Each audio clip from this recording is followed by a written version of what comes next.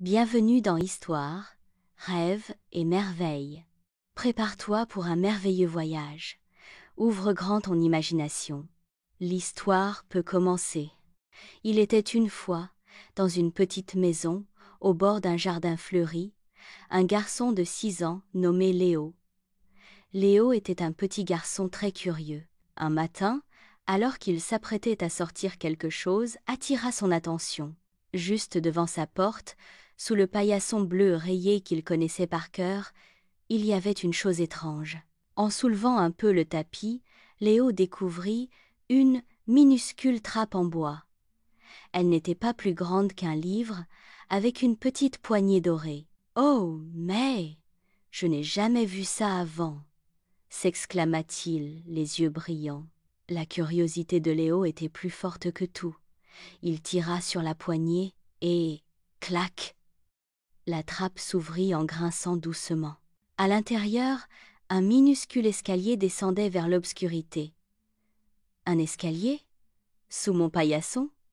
dit Léo, stupéfait. Il hésita un instant. Devait-il prévenir ses parents ou descendre tout de suite ?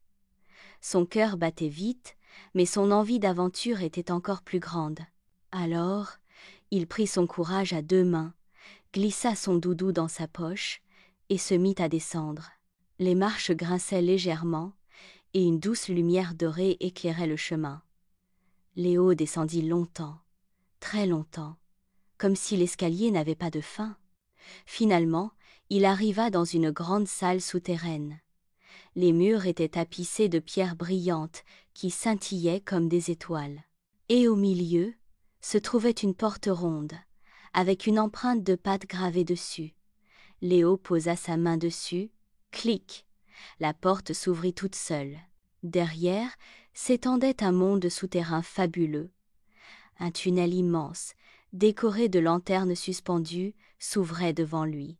Et dans ce tunnel, des animaux circulaient comme dans une petite ville, des souris portant de minuscules sacs, des lapins discutant devant une boutique de carottes, un hérisson tirant un chariot rempli de pommes, et même un renard qui lisait tranquillement le journal. Léo resta bouche bée. « Mais, c'est une ville d'animaux !» Un écureuil coiffé d'un petit chapeau s'approcha de lui et dit « Bonjour, jeune humain.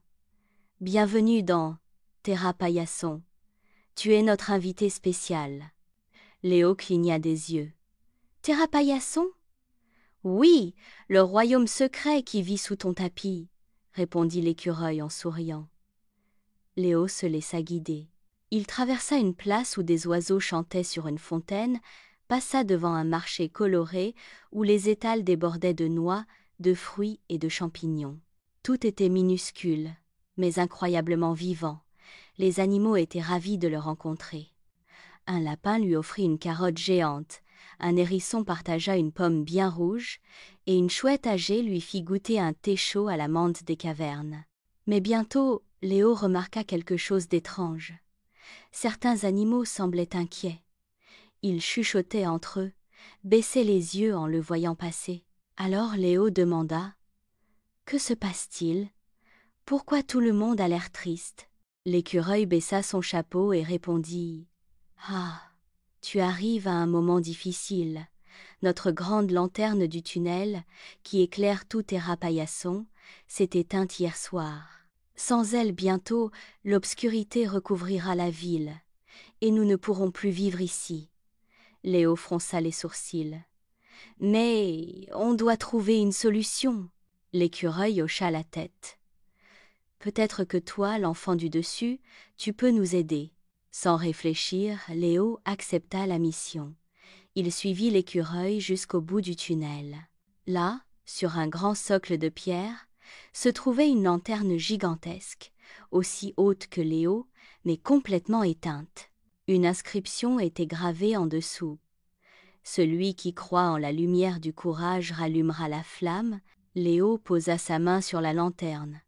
Elle était froide. Il réfléchit. Comment pouvait-il rallumer une lumière pareille ? Soudain, son doudou glissa de sa poche et tomba par terre. Léo le ramassa et en le serrant contre lui, il sentit une chaleur douce lui parcourir le cœur. Il comprit alors. La lanterne ne s'allumait pas avec une allumette, mais avec quelque chose d'encore plus fort. Il ferma les yeux, pensa à tout ce qu'il aimait, sa maison, ses parents, les animaux qui avaient besoin de lui et son envie d'aider. Puis il souffla doucement dans la lanterne. Et là, fouche! Une lumière dorée jaillit d'un coup, illuminant tout le tunnel.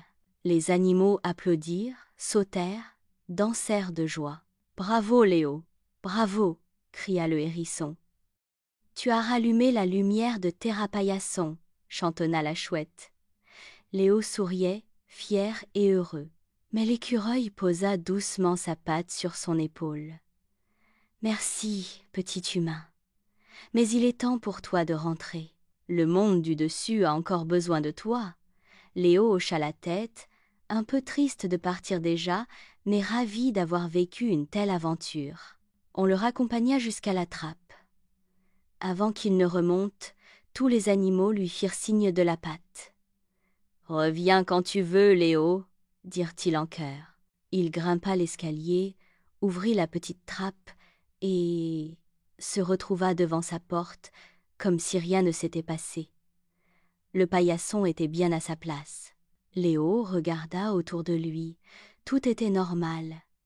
Mais dans sa poche, son doudou brillait encore d'une toute petite lueur dorée. Alors il sourit. Il savait que Terra-Paillasson existerait toujours, là, sous ses pieds, et que lui, Léo, avait un secret merveilleux qu'il garderait pour toujours. C'est la fin de notre histoire, mais le rêve continue. Un petit dessin magique t'attend dans la description. Si l'histoire t'a plu, abonne-toi et rejoins-nous pour de nouvelles aventures magiques d'histoire, de rêves et de merveilles. À très bientôt!